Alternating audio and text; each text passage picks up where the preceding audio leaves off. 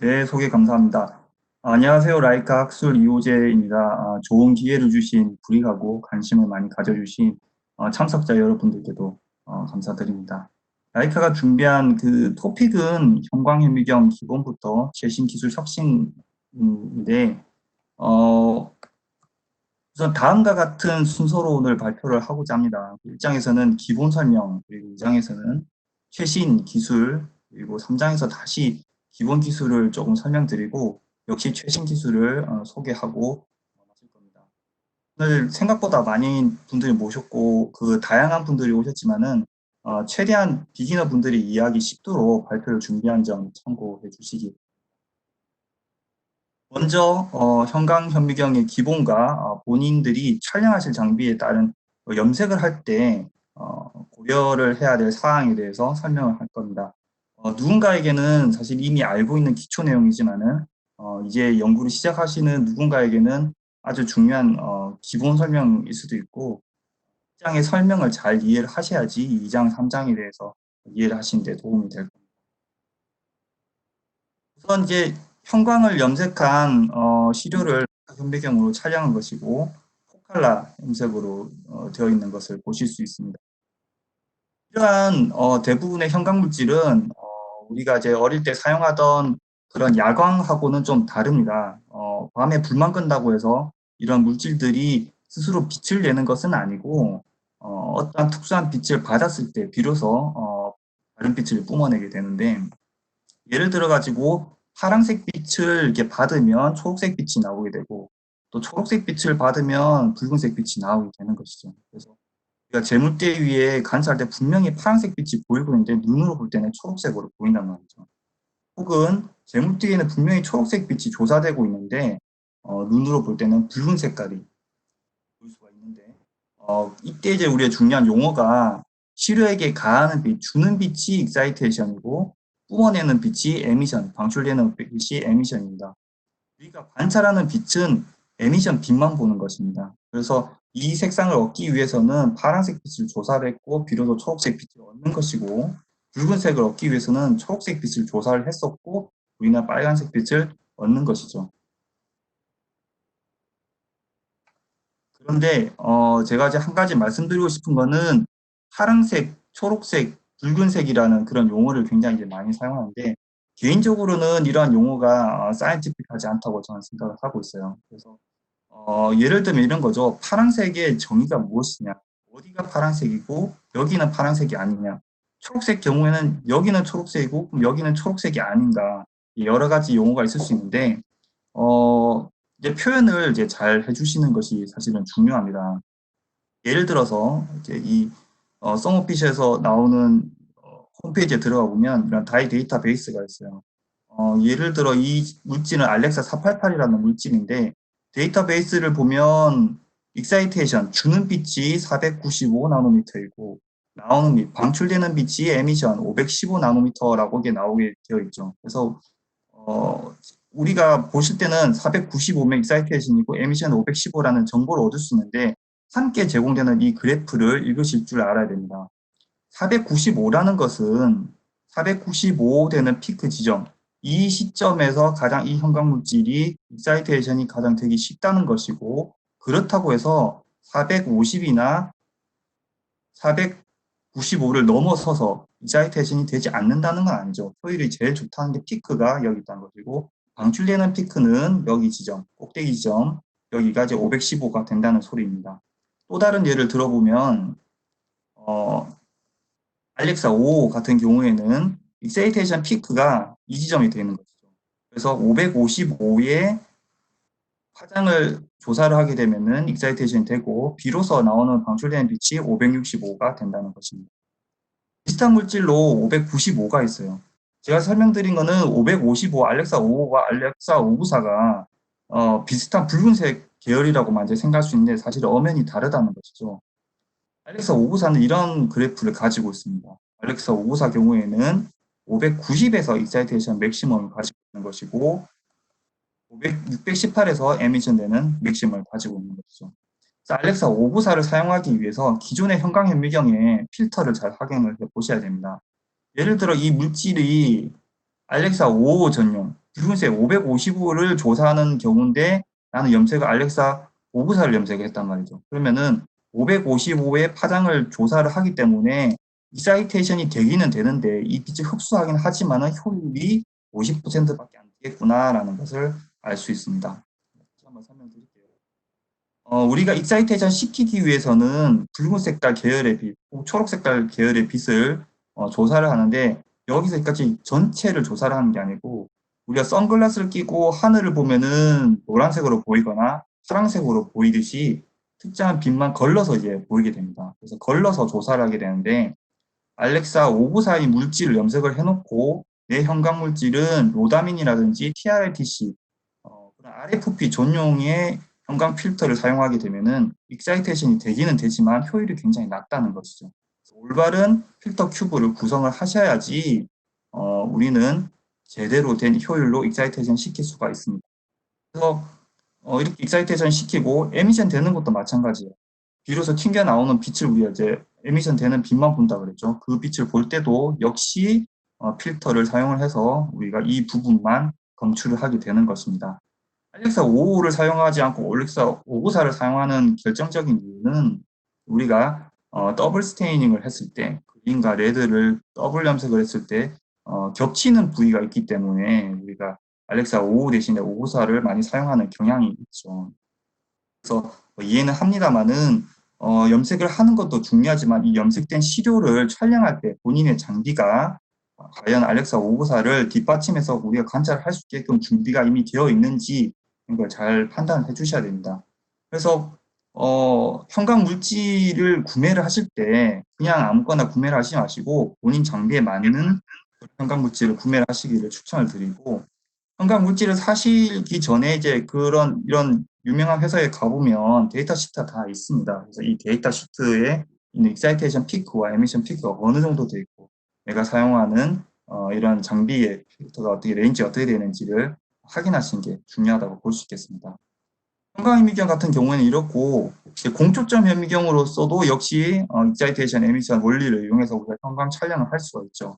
그래서 다양한 형광 물질을 내가 다 커버를 하기 위해서는 다양한 그런 익사이테이션을 조사할 수 있는 레이저를 가지고 있으면 좋습니다.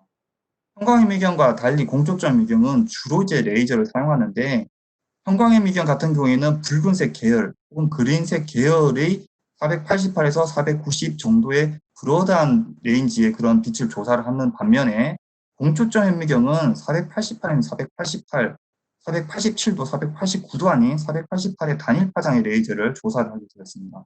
그래서 물론 내가 사용하던 주변에든 내가 가지고 있는 이런 공초점 현미경이 다양한 레이저를 가지고 있으면은 이렇게 알렉사 594도 쓸 수 있고 알렉사 561도 쓸 수 있고 알렉사 488도 사용할 수 있고 굉장히 좋겠지만은 현실적으로는 주변에 이제 공조점 현미경 사양을 한번 체크해 보시면은 레이저 개수가 제가 방금 설명한 것처럼 많지는 않을 수 있어요. 그래서 만약에 이렇게 레이저 개수가 몇 개 없다면 이 경우에는 알렉사 594를 구매를 하셔서 사용하시는 것보다 알렉사 5도 아니고 정확히 알렉사 561의 익사이테이션 피크를 가지고 있는 물질을 사용하시는 게 제일 효율적이라고 볼 수가 있겠죠. 그래서 내가 가지고 있는 장비에 내 시료를 염색하는 것을 맞추시는 것이 좀 더 좋겠습니다. 자, 그리고 방출되는 것, 익사이테이션 레이저로 하지만은 방출되는 영역을 우리가 관찰하기 위해서는 주로 필터 큐브를 사용을 하는 게 사실은 오래전부터 사용해 오던 방식이에요. 이런 필터 큐브를 사용하면은 사실은 원하는 파장대를 검출하고 싶지만은 어쩔 때는 조금 스페시픽한 영역을 받아들이지 못하고 조금 브로드한 영역을 받아들이기 때문에 크로스톡이 생길 수도 있고 혹은 뭐 원하지 않는 시그널이 같이 들어올 수도 있어요. 레드 컬러에서 레드만 보여야 되는데 그린 컬러도 같이 좀 보인다는 것이 있으면은 그런 경우에는 아마 필터 큐브를 사용하기 때문에 간섭 현상이 있을 수 있습니다. 그래서 우리는 라이카는 사실 그렇지만 다릅니다. 라이카의 공초점 현미경 시스템은 항상 이렇게 사용해 왔는데 위에 보이시는 무지개 빛깔이 익사이테이션을 조사할 수 있는데 고를 수 있는 게 아니고 튜너블 형태로 우리는 변형해 가지고 사용할 수 있습니다. 440에서 790 사이에서 1나노미터 단위로 변형해서 할 수도 있고 에미션 하는 것도 물론 이제 변형을 해 가지고 우리가 할 수 있어요. 익사이테이션 537이면 537, 515면 515. 여기 창에다가 입력을 하시면 입력하신 대로 레이저가 만들어집니다. 그래서 488, 488, 혹은 489가 이상적이면 489라고 입력하시면 되고, 에미션 되는 영역도 여기서 이만큼만 내가 받아들이겠다. 혹은 길게 받아들이겠다, 좁게 받아들이겠다. 이렇게 조정할 수가 있고, 우리는 예전부터 이 방식을 사용해 왔던 겁니다. 그리고 촬영할 수 있는 이런 장치도 형광현미경 같은 경우에는 카메라 한 개로 보통 촬영을 하는데, 공초점 현미경과의 차이는, 공초점 현미경은 보통 2개에서 최대 라이카 한 5개까지 촬영을 할 수가 있는 것이죠. 5개가 있으면 뭐가 좋냐면은 5가지의 색상을 동시에 촬영할 수가 있습니다. 그래서 만약에 5컬러 스캐닝 혹은 3컬러, 4컬러 염색을 했을 때 이 경우에 1번 디텍터는 초록색을 찍고 2번은 노란색, 3번은 붉은색 이런 식으로 촬영을 하기 때문에 간섭이 전혀 일어나지 않다고. 그래서 기본 설명은 이렇게 설명을 드린 것이고, 이어서 최신 공초점 현미경과 이런 기술을 소개해 드리겠습니다. 최신 기술에 대해서 소개를 드릴 텐데, 최신 기술을 많이 이제 알고 계셔야 할 필요성이 있습니다. 왜 이런 최신 기술들을 알아야 되냐면, 내가 해결하지 못했던 그런 부분을 해결할 수가 있기 때문에 그래요. 그래서 만약에 예를 들어 이런 경우죠. 염색을 해서 내가 촬영하고 싶은데 나는 여기만 염색이 돼야 되는 거를 이제 예상을 하고 여기만 촬영하면 좋겠는데 아무리 촬영을 해도 계속 백그라운드 이런 데서 오토 프로 센서가 생긴단 말이죠. 그래서 지금까지는 이 시료를 가지고 어떻게든 해보려고 많이 노력을 했었을 겁니다.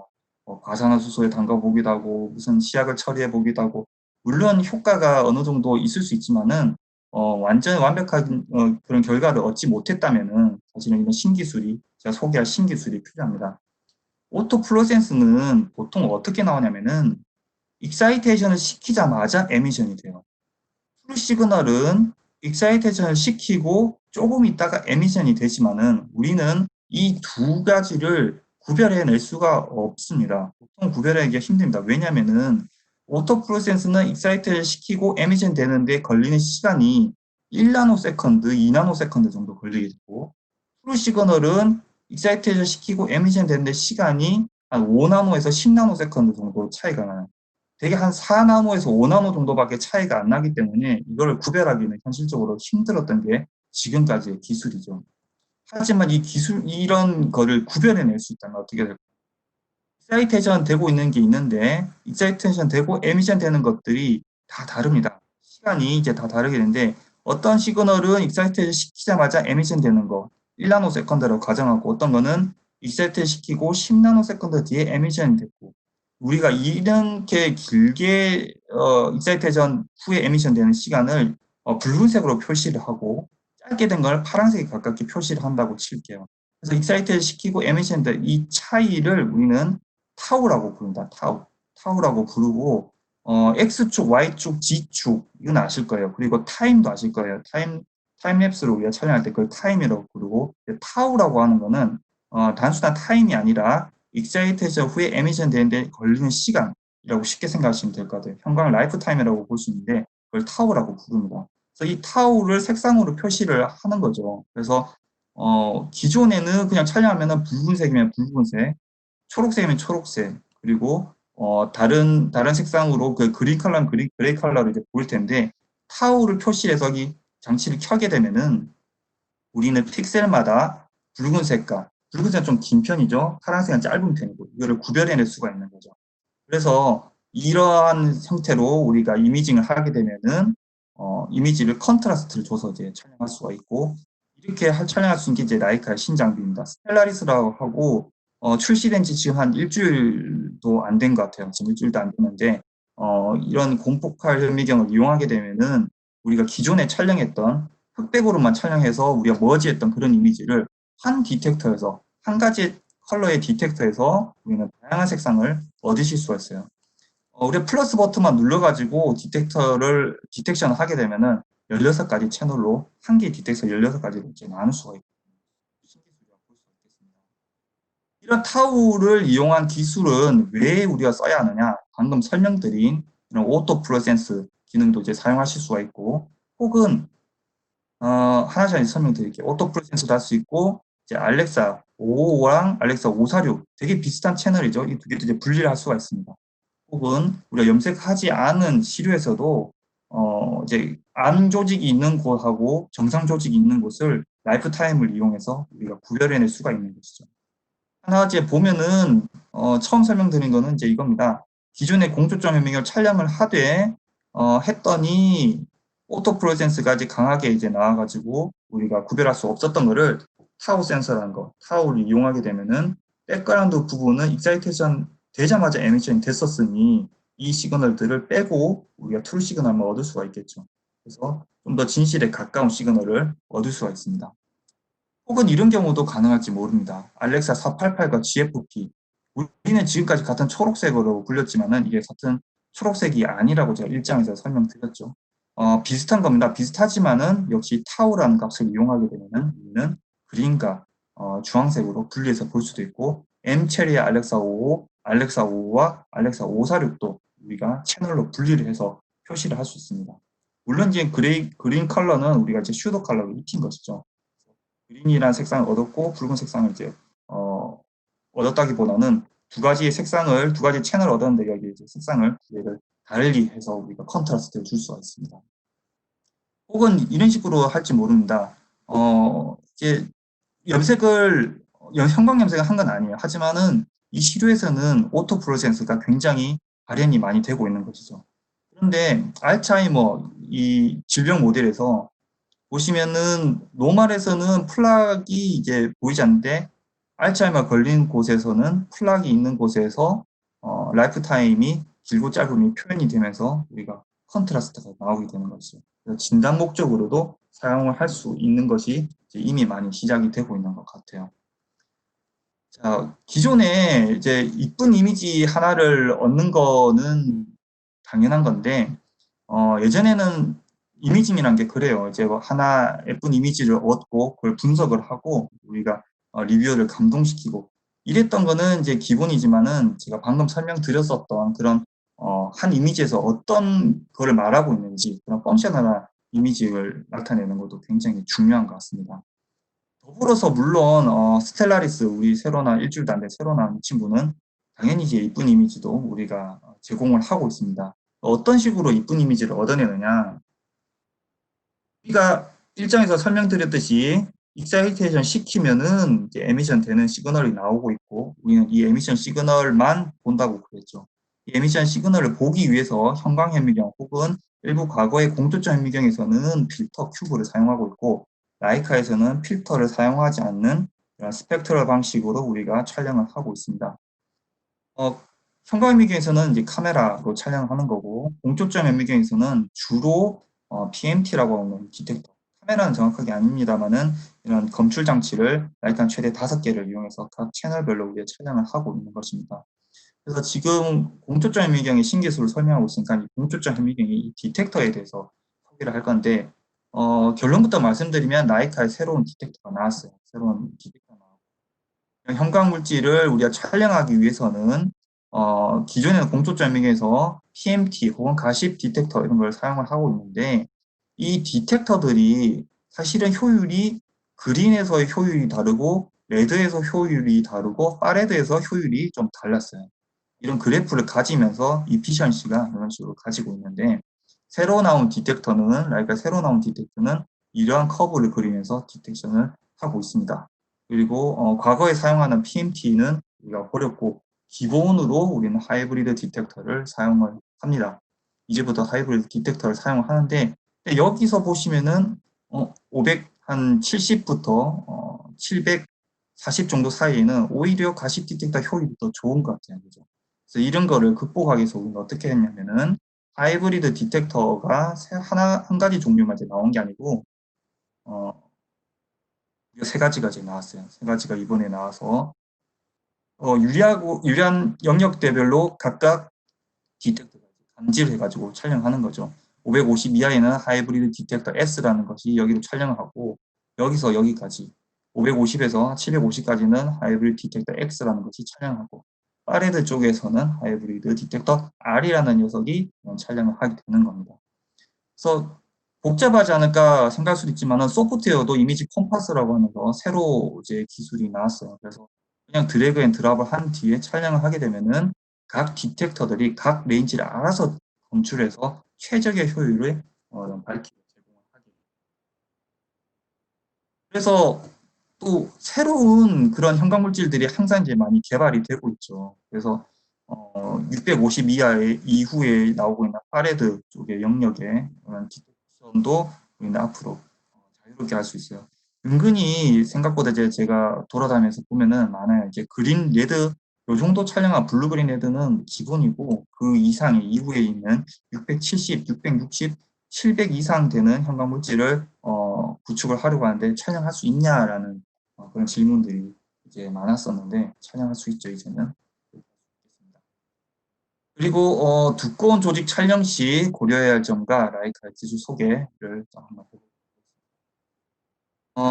또 약간 기본적인 설명이에요. 이제 두꺼운 조직 시료를 촬영하시려고 하는 분들이 요즘 되게 많은 것 같아요. 오가노이드라든지 혹은 두꺼운 조직을 투명화처리 했다거나 그런 경우를 굉장히 촬영을 많이 하려는데 기본을 어느 정도 제가 꼭 설명을 드리고 싶었어요. 이제 그래서 또 누군가는 알겠지만은 오늘 지금 이 장에서 설명드릴 거는 워킹 디스턴스라는 걸 좀 설명드리려고 합니다. 이거를 아셔야지 이제 두꺼운 조직 촬영하는데 좀 더 도움이 될 것 같아서 그럽니다. 각 렌즈는 워킹 디스턴스라는 값을 가지고 있습니다. 그래서 우리가 시료 위에 이제 샘플 용기 위에 시료를 올릴 텐데 어떨 때는 웰 플레이트, 6웰이든 96웰 플레이트 위에 세포를 키우기도 하고 혹은 콤보칼 DC 전용 바닥이 여기 커버 글라스로 되어 있죠. SPL사 같은 데서 이제 많이 나오게 되는데 여기에 커버 글라스 위에 시료를 올리게 되고 여기 미디어를 채우면서 통째로 컬처하는 방식 혹은 커버 글라스 위에 시료를 키웠고 이거를 떼가지고 슬라이드 글라스에 붙여서 뒤집은 다음에 관찰하는 방법 이런 식으로 이제 많이 이용을 하실 텐데요. 렌즈는 워킹 디스턴스라는 이런 값을 가지고 있습니다. 워킹 디스턴스를 설명을 하기 전에 초점이 어떻게 맞추냐면 시료는 가만히 있고 렌즈가 위아래로 움직입니다. 근데 렌즈 끝에서 이 사이 아무 데나 초점이 막 맞는 게 아니고 워킹 디스턴스 쉽게 생각하면 렌즈 끝에서 0.6mm 이후 이 지점에서 초점이 맞는 거죠. 이 경우에는 커버 글라스에 초점이 맞겠네요. 만약에 내가 핵을 초점을 맞추고 싶으면은 이 렌즈가 올라가야 되는 겁니다. 이 끝부분에 사이토절에 맞추려면은 렌즈는 최대한 위로 올라가야지 이 끝까지 가서 맞출 겁니다. 여기 위에 초점을 맞기 위해서는 이 렌즈가 커버 글라스를 뚫고 올라갈 수가 없기 때문에 초점이 맞을 수 없겠죠. 그래서 최대한 시료와 렌즈 사이에 얇은 것이 중요합니다. 첫 번째 보이는 것처럼 시료 밑에 있는 용기가 두꺼우면은 이미 우리는 렌즈가 움직일 수 있는 작동거리는 0.6mm밖에 안 되는데 여기서 이미 차질해버리기 때문에 우리는 끝부분, 산꼭대기 같은 이 끝부분은 촬영할 수가 없겠죠. 그래서 커버 글라스 얇은 곳에 시료를 만드셔야 된다. 하고 역시 워킹 디스턴스는 0.6입니다. 오가노이드 같은 경우에 약간 두꺼운 시료가 있는데 이 경우에는 0.6mm 이하 워킹 디스턴스 크기 이하면은 우리가 촬영하는데 수월할 거예요. 그런데 만약에 오가노이드든 어떤 시료가 공중에 둥둥 떠 있다면은 우리는 렌즈가 움직일 수 있는 작동 거리가 있기 때문에 즉 렌즈가 커버 글라스를 뚫고 올라갈 수는 없기 때문에 여기서 여기까지 0.6mm만큼만 촬영할 수가 있고 이 위쪽 부분은 촬영을 하기가 힘들다라는 거죠. 그래서 핵심은 이겁니다. 커버 글라스가 바닥인 용기에 시료를 준비를 하셔야만 하고 시료는 바닥 가까이에 위치를 하셔야 하며 렌즈를 선택을 하시더라도 렌즈들도 같은 10배며 20배며 30배며 40배며 그 배율만 보실 게 아니라 렌즈가 가지고 있는 많은 정보들 중에서 워킹 디스턴스라는 값이 얼마나 긴지 짧은지도 같이 논하시면 좋을 것 같습니다. 렌즈가 가지고 있는 정보는 배율은 당연한 것이고 이제 설명드릴 워킹 디스턴스가 있고 또 설명드릴 것이 이제 NA 값이라는 게 있어요. 보통의 저배율 렌즈가 워킹 디스턴스가 길어요. 근데 이런 저배율 렌즈로 보면은 왔다 갔다 하는 것이 수월할 것 같지만은 이 NA 값이라는 게 월등히 낮기 때문에 물리적으로 낮게 설계가 될 수밖에 없기 때문에 우리는 이미지를 찍어도 예쁜 이미지를 얻을 수가 없습니다. 고배율 렌즈로 촬영했을 때 예쁜 이미지가 나오는 거는 NA 값이 높아서 예쁜 이미지가 나오게 되는 것이지 배율이 높아서 그런 건 아닙니다. 이론적으로는 이제 그럼 NA 값이 어느 게 좋은 것이냐? 쉽게 설명드리면 1.5에 가까울수록 좋은 거예요.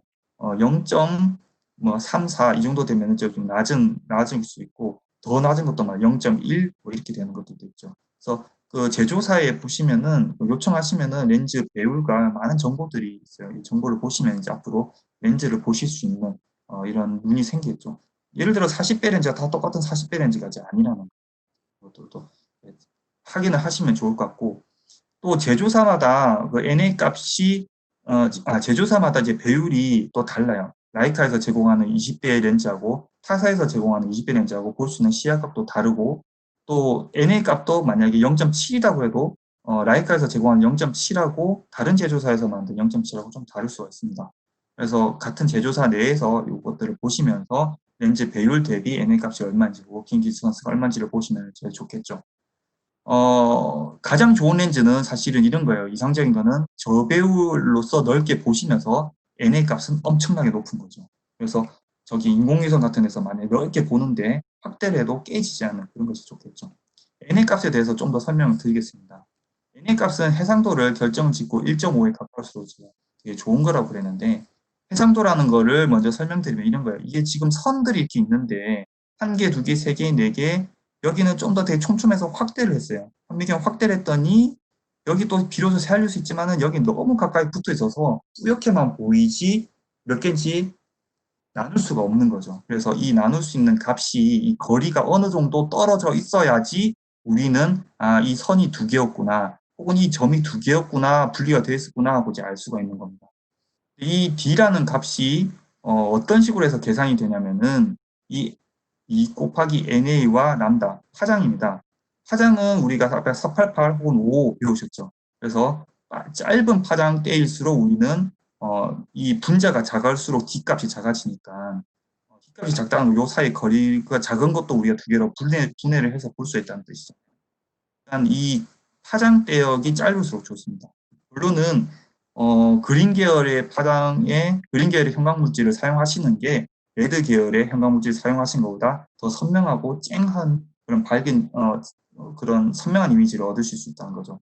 NA라는 것은 이제 렌즈가 이제 결정해 준 것이고 이 NA 값이 고배율일수록 주로 이제 NA 값이 높습니다. 분모가 크면은 당연히 D 값이 작아지겠죠. 분자가 짧을수록 당연히 D 값이 좁아질 것이고 그러니까 어떤 물질로 염색을 했냐, 어떤 렌즈로 촬영하느냐에 따라서 어느 정도 작은 것을 볼 수가 있고 어느 정도 선명한 것을 볼 수가 있냐가 결정이 되는데 현실적으로는 이 D라는 값이 200 나노미터 이하로 만들기가 어렵습니다. 그래서 200 나노미터가 보통 현미경계에서는 이제 3개입니다. 이 말은 리셉터하고 라이겐드가 200 나노미터 이하로 붙어 있다면은 이거를 리셉터 따로 라이겐드 따로 관찰해가지고 우리가 촬영하기 힘들다는 거죠. 무조건 그린레드가 머지 돼서 노랗게만 보일 겁니다.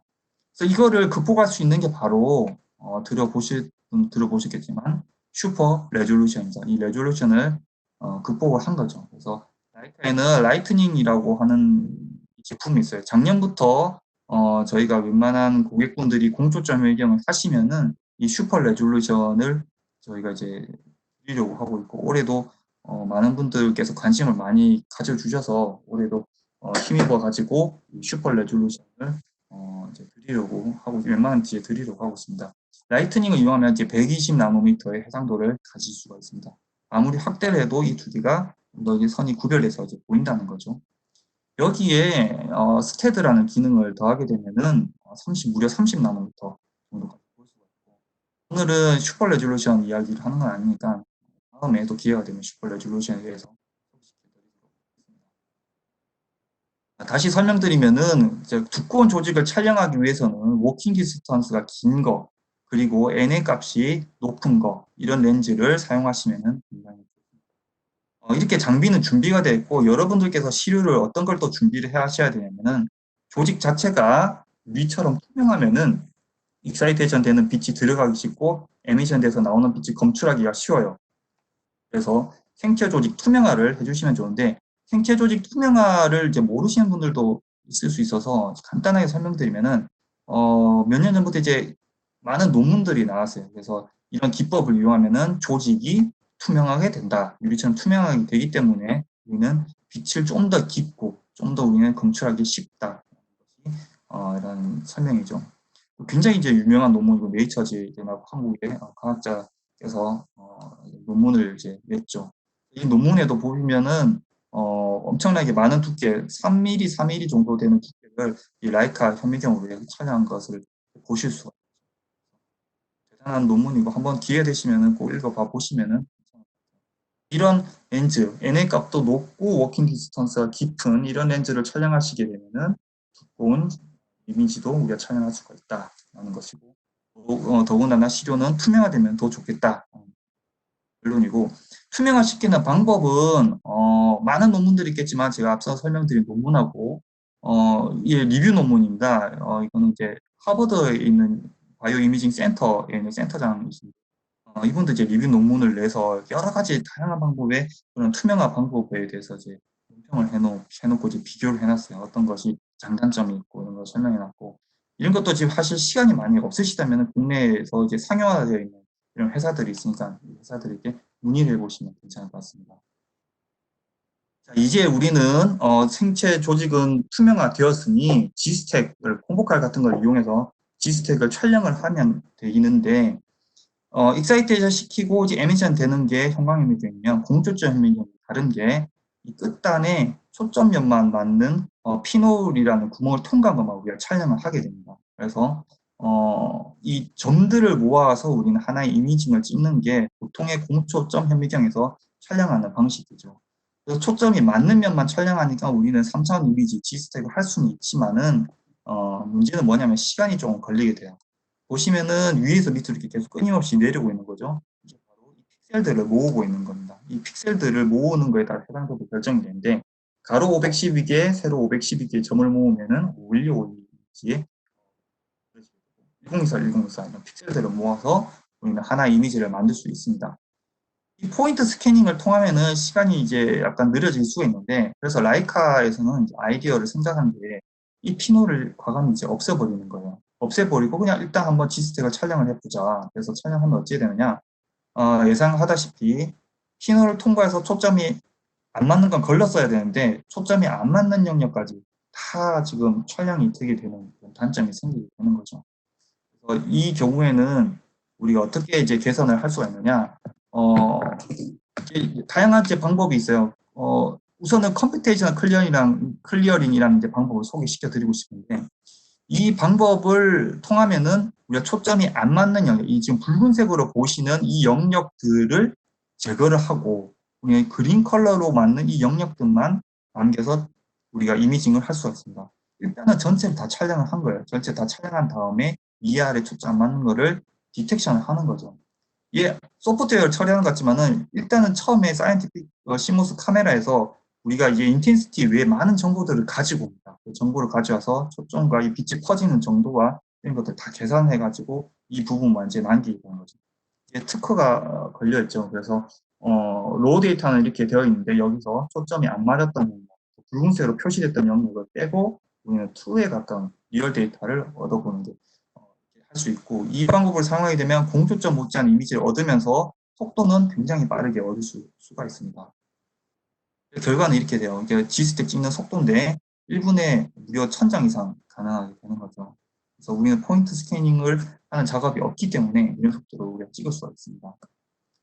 또 그림 영역으로 이렇게 남겼음에도 불구하고 좀 더 디테일하게 하기 위해서는 많이 들어보셨겠지만은 바로 디컨볼루션 방법을 사용하는 겁니다. 디컨볼루션 방법을 사용하더라도 우리가 어떤 픽셀에서는 강도를 세게 주고 어떤 픽셀에서는 스피디하게 빨리 넘어갈 수 있게끔 계산을 하기 때문에 다른 제품에서 사용하는 것보다 속도가 아주 빠르게 이미지 결과를 이제 만들어낼 수가 있는 것이죠. 그 제품이 바로 라이카의 썬더라고 하는 이미지입니다. 썬더라고 하는 이 제품을 이용하시게 되면은 아주 빠른 속도로 정말 빠르다고 자부할 수 있습니다. 그래서 이 빠른 속도로 우리가 지축 촬영을 할 수가 있죠. 비단 지축만 이제 우리가 중요한 건 아닐 겁니다. 비단 지축만 이제 우리가 중요한 게 아니라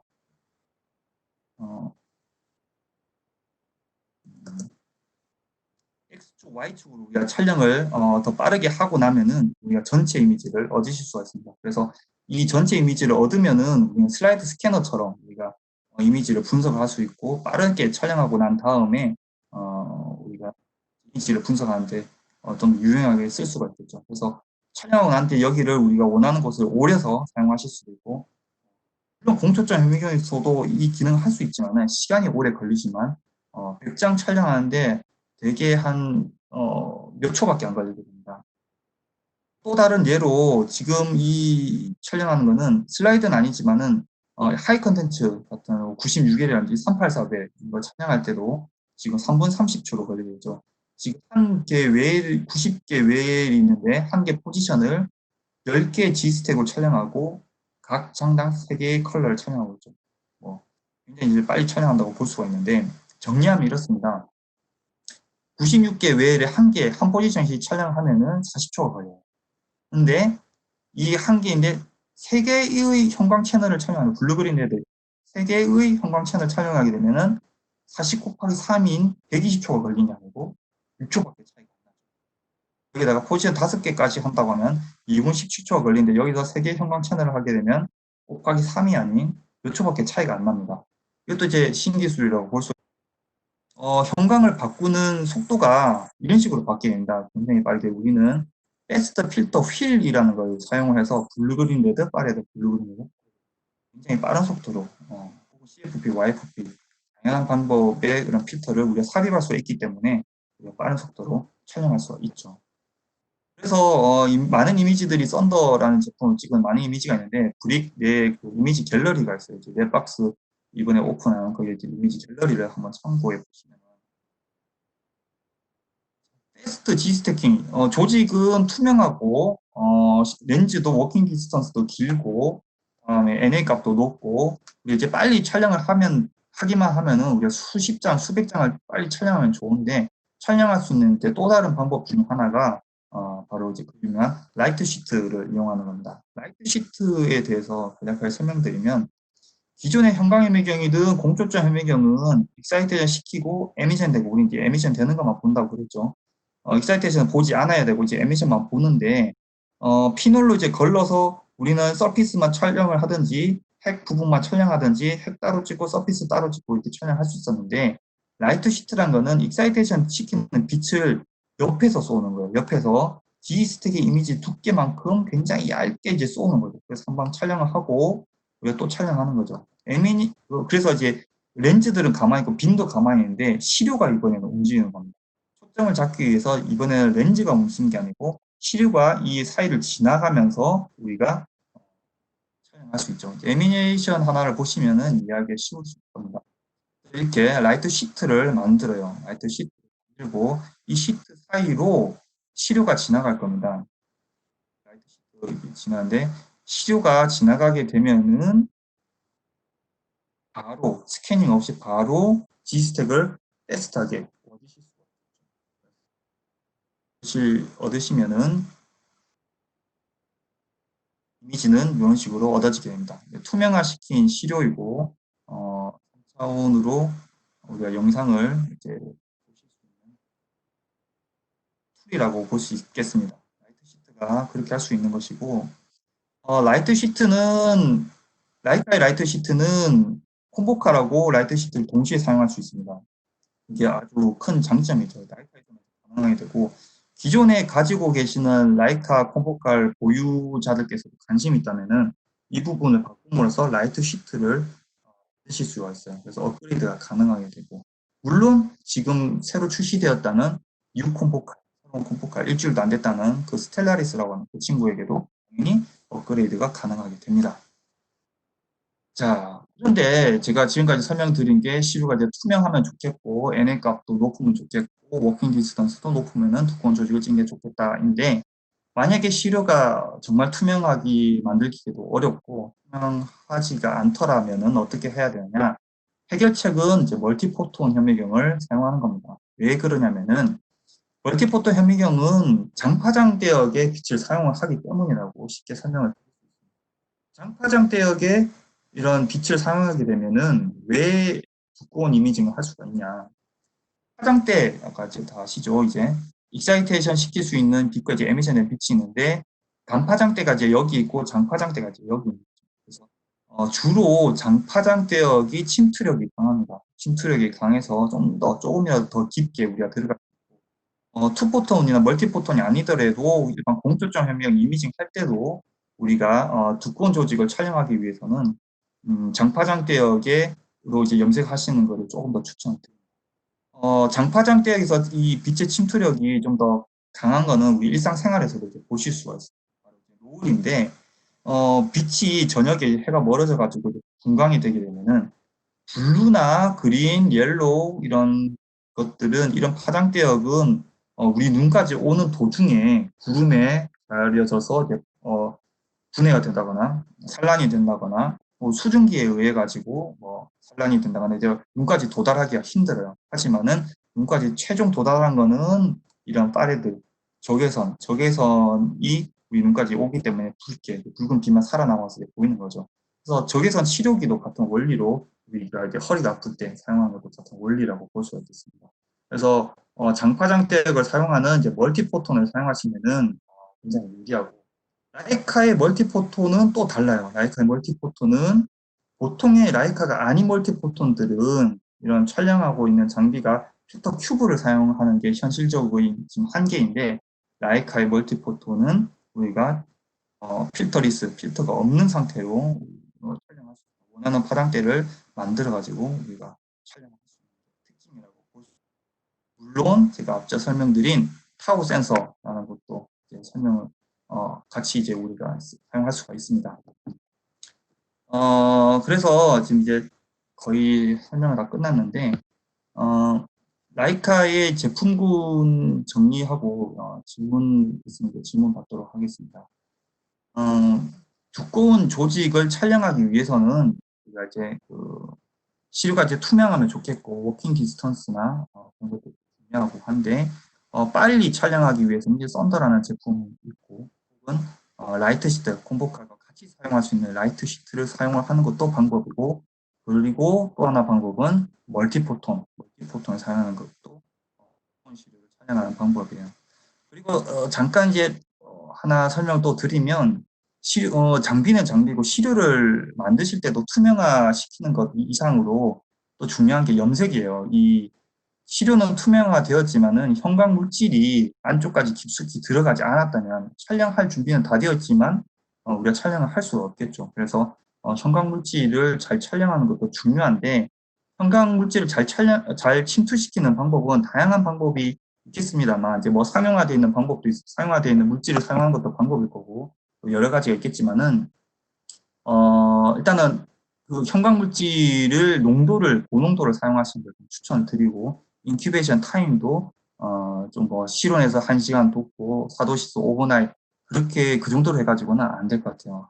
조금 일주일 정도 좀 깊게 주시는 것도 추천드리고, 항체 농도도 1대100, 1대200 이런 거에만 그치지 마시고, 원 농도가 한 1마이크로그램 per ml 정도 되는 거라면 그 정도일 때 한 1대100이나 정도 되는 거지, 제조사마다 이게 1대100이라는 거를 떠나서 원 농도 자체가 되게 다를 수도 있거든요. 그래서 농도가 어느 정도 되는지 한번 체크해 보시기 바랍니다. 또 하나 설명드렸던 게 이제 신기술에 대해서 이제 타우 센서라는 걸 설명드렸고, 여기에 라이트 시트도 우리가 갖다 붙일 수도 있고, 멀티포톤도 할 수 있고, 슈퍼 레졸루션도 할 수 있다라는 걸 설명을 드렸습니다. 오늘 정리를 하면 1장에서 제일 중요한 게 이거예요.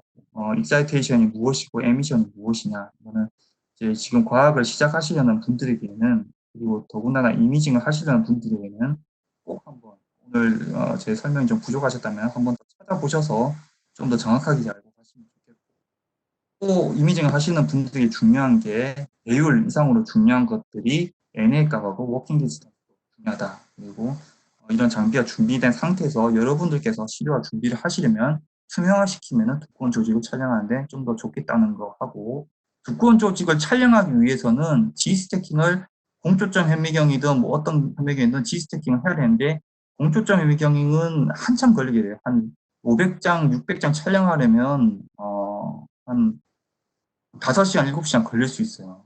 그렇게 하면은 우리가 이제 통계적인 유의미한 그 데이터들을 많이 창출하는 데 이제 한계가 있겠죠. 그래서 빨리 촬영할 수 있는 이런 장비들이 있다는 거 설명을 드린 것이고, 그리고 타우 센서라는 거가 우리의 X축, Y축 그런 이미지 한 장의 이미지를 촬영한 거 떠나가지고 거기다 이제 G축, G축이라는 걸 한 3차원 볼륨 이미징 얻을 수 있고, 혹은 이제 타임으로 하게 되면은 우리가 라이브 이미지가 얻고 그 다음에 이제 우리가 이미지 분석을 하는데, 마지막 설명드리고 싶은 거는 이제 어찌 보면은 그 이미징이라는 게 어떻게 좀 보면 뻔하게 느껴질 수도 있고 이제 이쁜 이미징 몇 장 이제 얻으시면 된다고 생각할 수 있지만, 사실은 이제 해외 석학들은 이미 그런 X, Y, Z 이런 이미지, 제가 이제 타임 이미지 이런 걸 떠나가지고 많이 루틴한 단계는 이제 많이 당연한 것이고, 이미 이제 넥스트 단계를 이제 진행하고 혹은 이제 그 대비를 하고 있는 것 같아요.